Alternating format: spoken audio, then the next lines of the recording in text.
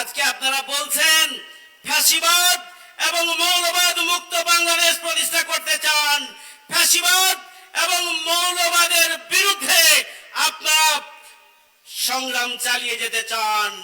আপনারা ফ্যাসিবাদের বিরুদ্ধে কি করতে পারেন, কি করতে পেরেছেন জনগণ জানে। আর মৌলবাদ বলতে যদি আপনার জামাত ইসলামীকে বুঝাতে চান, হুঁশিয়ার থাকবেন, নতুন ভাবে ফ্যাসিবাদের কোন আবির্ভাব যদি বাংলাদেশে হয়, জনগণকে সাথে নিয়ে আমরা রুখে দেব। অত্যন্ত ষড়যন্ত্রমূলক ভাবে বাংলাদেশকে সরকারের জামাত ইসলামীকে যেতে দেওয়া হয় নাই। আমাদের সাংগঠনিক কার্যক্রমকে যে কোনো প্রক্রিয়ায় এগিয়ে নেওয়ার পাশাপাশি রাজপথে আন্দোলন সংগ্রামে আমরা হাজারো প্রতিকূলতার মাঝে দেশ এবং জনগণের জন্য, ইসলামের জন্য, মানুষের অধিকার আদায়ের জন্য যে ভূমিকা রেখেছি, এদেশের প্রতিষ্ঠা লগ্ন থেকে বাংলাদেশ জামাত ইসলামী যে দক্ষ এবং দেশপ্রেমিক নেতৃত্ব তৈরি করেছে এবং এই কার্যক্রম অব্যাহত রাখতে পেরেছে, যার ফলশ্রুতিতে আপনারা লক্ষ্য করেছেন আমাদের উপরে ত্যাগ এবং কোরবানির খড়গ নেমে এসেছে। আমাদের শীর্ষ নেতৃবৃন্দকে হত্যা করা হয়েছে, আমাদের উপরে হেন নির্যাতন নেই যা করা হয়নি। আল্লাহর মেহেরবানিতে বাংলাদেশ জামাত ইসলামীর প্রতি মানুষের আস্থা এবং ভালোবাসা ব্যাপকভাবে গোটা বাংলাদেশে বৃদ্ধি পেয়েছে এবং জনগণের আশা এবং আকাঙ্ক্ষার কেন্দ্রবিন্দুতে পরিণত হয়েছে বাংলাদেশ জামাত ইসলামী। আলহামদুলিল্লাহ, বিগত জাতীয় সংসদ নির্বাচনে এদেশের জনগণ আশা করেছিলেন তারা জামাত ইসলামীকে ক্ষমতায় দেখতে পাবেন, রাষ্ট্র ক্ষমতায় দেখতে পাবেন, কিন্তু জনগণ তাদের ভোটাধিকার প্রয়োগ করলেও অত্যন্ত ষড়যন্ত্রমূলক ভাবে বাংলাদেশকে সরকারের জামাত ইসলামীকে যেতে দেওয়া হয় নাই। এর পিছনে কারা ভূমিকা পালন করেছেন আমরা জানি। আপনারা দেখেছেন আমাদের আমিরে জামাত জাতীয় সংসদে বলেছেন আমরা বিরোধী দল হিসাবে সরকারের সকল ভালো কাজে আমরা সমর্থন দেব। আমরা ট্র্যাডিশনাল বিরোধী দল হিসাবে ভূমিকা পালন করতে চাই না। আমরা গঠনমূলক, দেশ এবং জাতির জন্য কল্যাণকর সকল ক্ষেত্রে সরকারকে সহযোগিতা করব। তবে সরকার যদি ভুল করেন, অন্যায় করেন, জনগণের অধিকার নিয়ে ছিনিমিনি খেলেন, তাহলে আমরা এক চুল পরিমাণ ছাড় দেব না।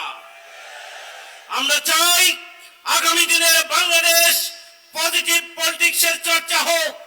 আমরা চাই ইতিবাচক রাজনীতির চর্চা হোক, ওয়েলফেয়ার পলিটিক্স হোক, মানুষের অধিকারের জন্য, মানুষের কল্যাণের জন্য রাজনীতি হোক।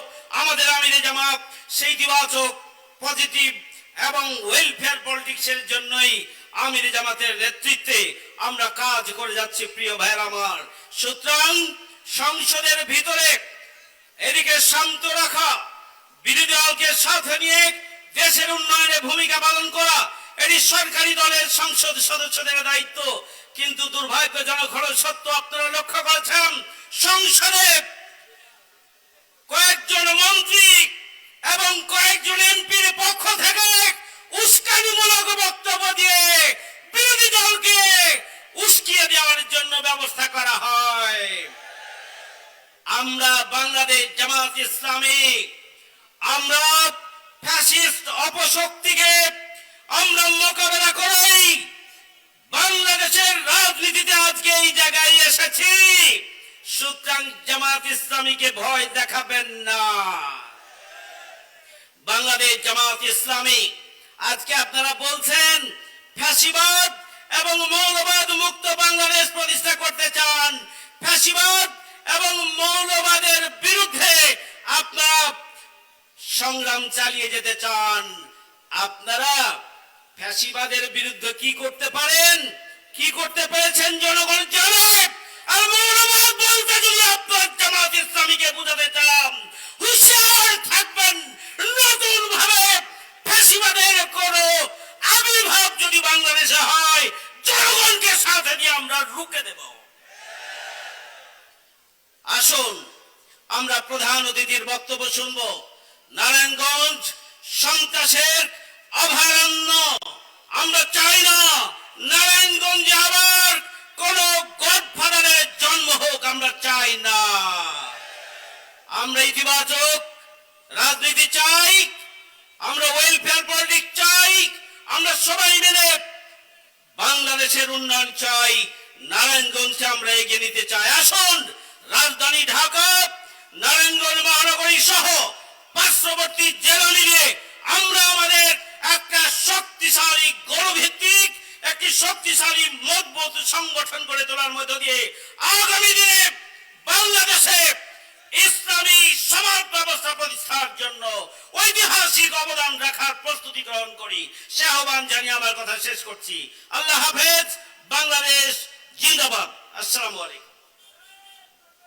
সংগ্রামী ভাই সব, আপনার স্বপ্নগুলো আকাশ ছুবে প্রবাসীর হেলিকপ্টারের মাধ্যমে। বিয়ে, জন্মদিন অথবা যে কোনো বিশেষ প্রয়োজনে হেলিকপ্টার ভাড়া করতে যোগাযোগ করুন স্ক্রিনে দেয়া নাম্বারে। প্রবাসীর হেলিকপ্টার, নিরাপদ ও সাশ্রয়ী বাহনের বিশ্বস্ত নাম।